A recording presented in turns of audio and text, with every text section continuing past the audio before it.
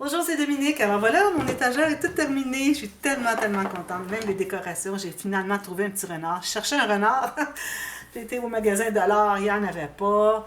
Je suis allée chez Michael's au Canada. Alors là, c'est là que j'ai trouvé, il y en avait des plus chers à 8 imaginez. J'ai dit non, non, quand même. Là. Fait que lui, il n'était que 4 quelque chose. Puis avec un coupon, ben, il m'a coûté 3 quelque chose. Il est joli, hein? Il est bien collé. Alors, j'ai mis sous les fleurs, tout ça, ça c'est un petit truc que je vous donne. Si vous avez des choses à coller, que, bon, vous voulez utiliser votre colle chaude. D'ailleurs, la colle chaude, c'est pas de la colle. Hein. Vous saurez que ce n'est que du plastique fondu qui, en reprenant sa forme, peut garder sur place, figé. Mais si vous avez une surface lisse, bien souvent, ce qui arrive, c'est que ça ne tient pas. Alors, moi, ce que je fais, c'est que je change ma surface pour une surface qui n'est pas lisse. Alors, ici, vous voyez, j'ai mis du jute. J'en ai mis tout le fond. Ici, j'en ai mis même en haut ici pour coller mes feuilles. Alors, du jute ici, dessous. Puis, j'en ai rajouté un petit carré ici pour que lui tienne bien.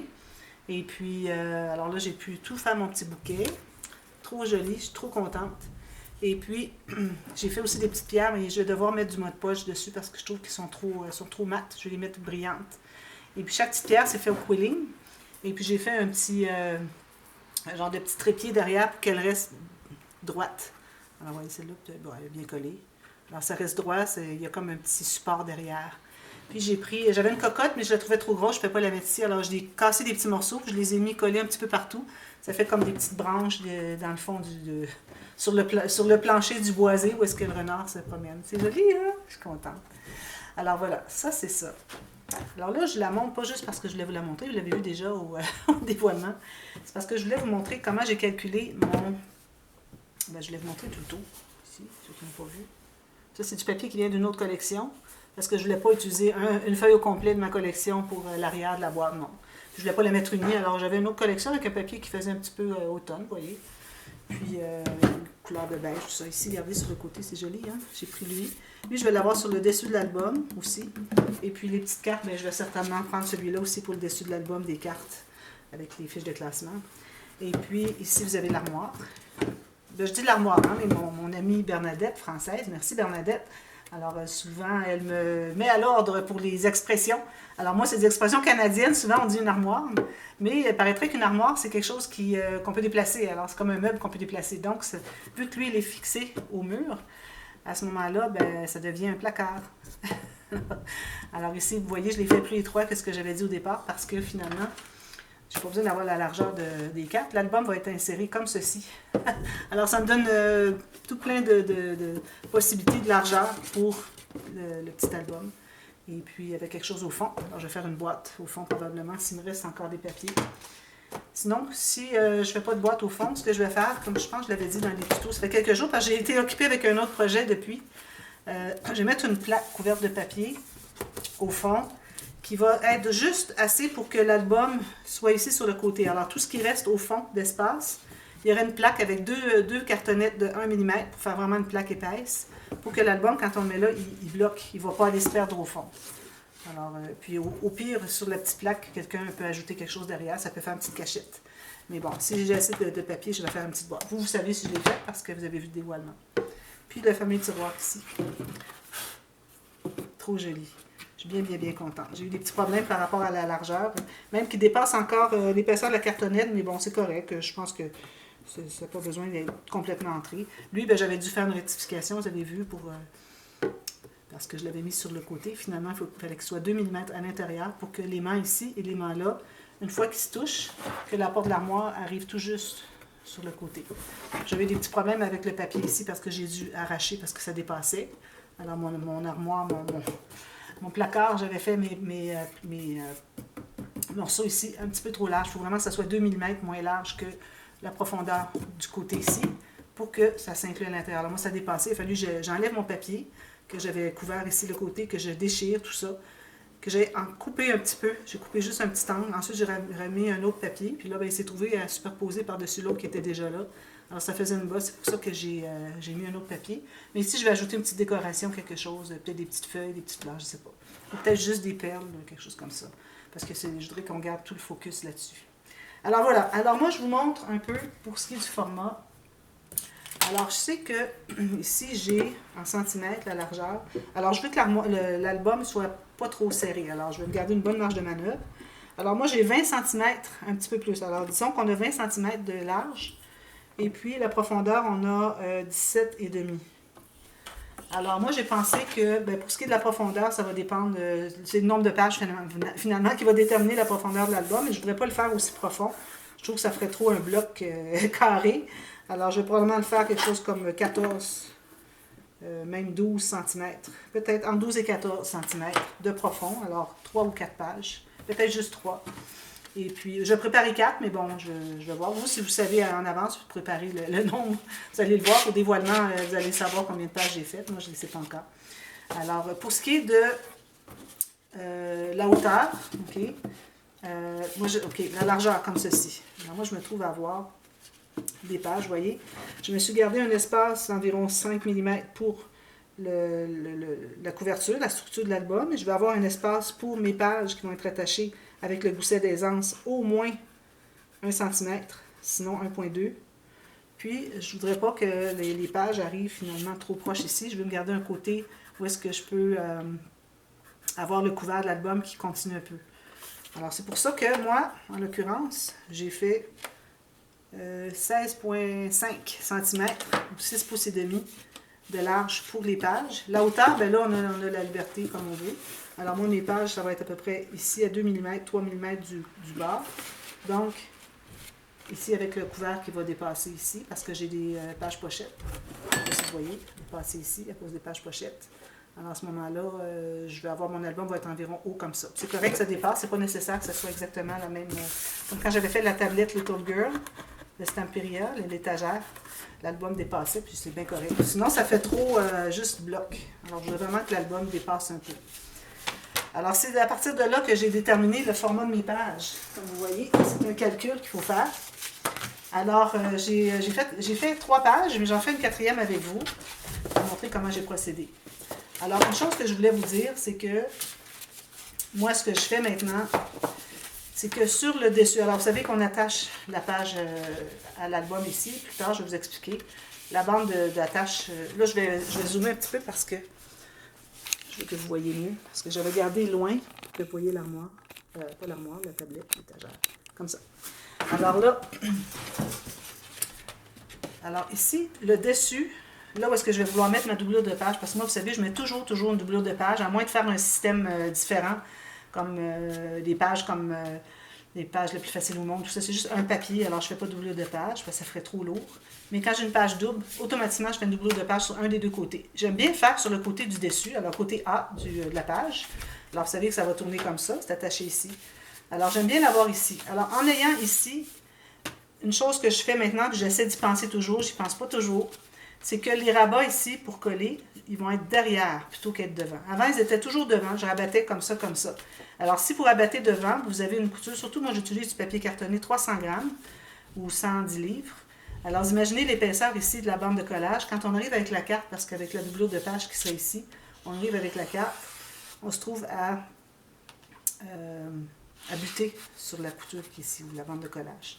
Alors, idéalement, on la fait là. Mais après avoir tout fait ça, j'ai pensé, j'ai réfléchi, j'ai dit, je crois que j'aimerais mieux avoir la doublure de page sur le côté. Alors, c'est correct encore ici, mais si on l'avait fait l'autre côté, vu qu'elle entre comme ceci, on n'a pas de couture, on n'a pas de bande de collage, on n'a rien, c'est lisse. L'important, c'est pour que ça soit lisse, là où est-ce que la carte va entrer, pour qu'elle entre le plus loin possible au fond. Alors, vu que notre bande de collage est ici, puis qu'on n'en a pas là, vu que c'est l'ouverture, c'est certain qu'on n'a pas de bande de collage, alors là, ça fonctionnerait quand même. Alors, juste pour vous dire que quand vous faites des pages, il faudrait toujours prendre l'habitude de faire le côté A des pages lisses, excusez, pour que si vous décidé de faire une doublure de page verticale, que les cartes entrent comme ça, que vous n'ayez pas la bande de collage qui est ici. Mais c'est question d'habitude parce qu'après ça, vous décidez, puis moi, bon, comme je vous dis, j'ai décidé de la faire de côté. Mais c'est correct parce que je me dis, j'aime autant prendre l'habitude de les faire correctement, puis pas me ramasser que finalement, bon, c'est pas ça que je voulais faire. Alors moi, ma base de page, comme je vous ai dit, 6,5 en pouces ou 16,5 en centimètres. En hauteur, j'ai 7,5 ou il fallait aller à 19. 18,8, il fallait à 19 de hauteur. Okay? Ça, c'est le format que j'ai choisi. Alors, une fois que vous avez coupé ce morceau, vous pouvez en couper un d'emblée, ou ce que vous pouvez faire, c'est que vous pouvez couper le premier papier qui va se trouver être plus grand. Alors, vous voyez, ça, c'est comme ça. Vous avez votre bande de collage ici et ici. Moi, c'est parce que j'ai ma carte de page pochette qui entre en haut. Si vous voulez avoir une carte de page pochette qui entre sur le côté, c'est une autre technique. Alors, vous me le direz si vous voulez, j'ai un tuto que je pourrais. D'ailleurs, je le mettrai. Mais tiens, André va vous le mettre ici, dans le petit coin en haut ici, en info. Comment faire une base de page avec la carte qui entre sur le côté plutôt que celle-ci. Alors, vous allez pouvoir décider si vous voulez, mais bon, là, ça se trouve être un autre projet, c'est pas le même que moi, mais vous pouvez faire différent si vous voulez. Alors, moi, ce que je préfère faire, une fois que j'ai déterminé mon format, je prends un papier qui a, et sur la largeur et sur la hauteur, environ 1,5 à 2 cm de plus. Vous pouvez aller 1 cm si vous n'avez pas accès à plus, c'est correct. Mais en coupant ça, ensuite, je peux faire mes lignes de pliure. Parce que, au fond, ce qui va être vraiment le format, c'est vraiment le rectangle qui reste ici après qu'on ait plié, et non ce papier. Parce que ce papier ici, lui, il va être à l'intérieur. Il faut le couper un petit peu plus pour que ça plie. Je vais vous montrer tout à l'heure. Alors, j'ai un papier ici, finalement, qui mesure... Alors, j'ai 21 cm par 18. Alors, je fais une ligne de pliure ici, comme je vous ai dit, à 19 ou bien à 7,5 en pouces. Et puis une autre en haut, c'est-à-dire comme ceci. Alors, je vous laisse comme ça. Alors, une ligne de pliure comme ceci. Et la deuxième, ici, il faut que vous gardiez 16,5 ou 6,5 pouces, 16,5 cm. Puis là, vous allez avoir votre bande de collage qui est ici. Alors, vous faites vos deux lignes. Alors, moi, je vous recommande, ça c'est un truc que j'ai trouvé. Avant, ce que je faisais ma ligne ici, ensuite, je tournais comme ça et comme ça. Alors là, je me retrouve à avoir ma bande de collage sur le dessus ici. Alors, ce que vous pourriez faire, c'est de faire votre première ligne comme ceci, et puis vous tournez comme ceci pour faire votre ligne, au lieu de l'autre côté, parce que si vous tournez de l'autre côté, vous allez devoir le tourner, parce que moi, j'aime bien plier dans le creux, c'est-à-dire le creux ici, quand on a fait une rainure, on a un creux, puis on a une bosse de l'autre côté. J'aime plier sur le côté bosse, avec le creux sur le dessus, ça fait moins craquer le papier, etc. Alors, de cette façon, je me trouve à avoir la partie A de ma page, comme ceci, lisse. Tout va être abattu derrière. Si je l'avais fait comme ceci et comme ceci, je rabats tout, je me trouve à avoir cette partie avec les rabats sur le côté A, ce qu'il ne faut pas. Alors, je le répète, vous mettez sur la largeur, vous prenez la partie la plus large. Ici, j'ai 19 cm ou 7,5 pouces. Puis, vous tournez comme ceci et puis vous l'avez fait comme ceci. Okay? Et non de l'autre côté. Ça ne paraît pas, mais ça fait une différence. Alors, votre ligne va être sur le côté droit de la page au lieu d'être ici. Okay? Alors, une fois que vous avez fait ça, alors là, il faut enlever le carré qui est ici avec un petit biseau jusqu'à la pointe. Alors, biseau jusqu'à la pointe, les deux côtés, vous voyez, comme ceci. Voilà. Ici, il faut vous rendre vraiment à la pointe parce que sinon, vous allez avoir une petite pointe qui va ressortir. C'est difficile à aller enlever après coup. Alors, il faut vraiment vous rendre à la pointe. Puis, en haut de chaque bande de collage, vous faites un petit biseau jusqu'au pli. Puis, vous allez aussi effacer vos marques pendant que c'est accessible. Alors là, vous pliez ça comme ceci, comme ceci. Alors là, vous trouvez avec le côté A de la page parce que la frange se trouve être ici. La page est comme ceci. D'ailleurs, vous allez faire toutes vos flèches tout à l'heure. Puis, ça va être derrière que je vais mettre mon petit carré que j'ai taillé. Alors, quand vous allez tailler le carré, il faut qu'il soit un tout petit peu plus petit, et en hauteur et en largeur que le carré. Alors, vous voyez ici, moi, j'avais coupé exactement, c'était mon papier de départ, j'arrive exactement sur le côté. Alors, ce qui arrive, c'est que quand je vais vouloir le coller à l'intérieur, si j'enligne bien mon coin, où est-ce qu'il n'y a pas de pli, c'est ça qu'il faut faire, okay, bien droit. Là, j'arrive pour, comme ça, j'arrive pour plier, vous allez voir que mon papier, il va se pousser. Parce que si je veux qu'il rentre à l'intérieur, il va dépasser. Parce que le fait de plier, ça enlève la largeur. Ici. Même chose pour le haut. Alors, le haut devrait être ici. Vous allez voir que, si vous regardez ici,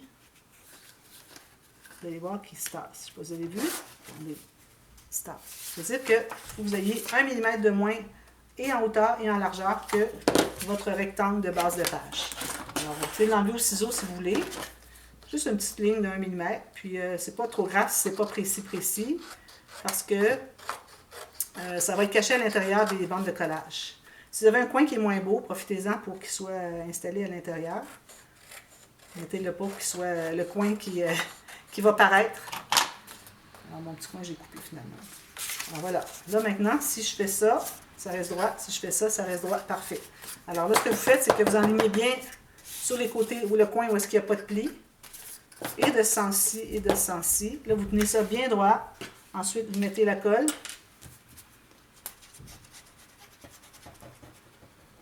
Puis, vous faites ceci et ceci.